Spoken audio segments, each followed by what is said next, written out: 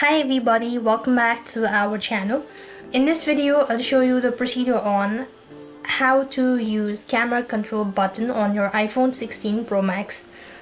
To use the camera control button on your iPhone 16, you want to provide a quick and easy way to open the camera app. You want to take photos and access camera settings. Here, you want to open up or press the camera control button once to launch the camera app even when the phone is locked.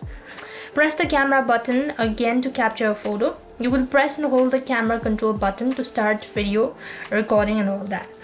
And similarly, if you want to go with the advanced feature, you could lightly press the camera control twice to open a menu where you can adjust settings like exposure, depth and zoom as well.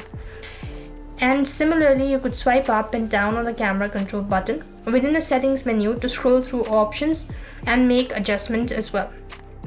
You can customize the button functions in the settings app under control or camera control to open other app or adjust the button pressure as well.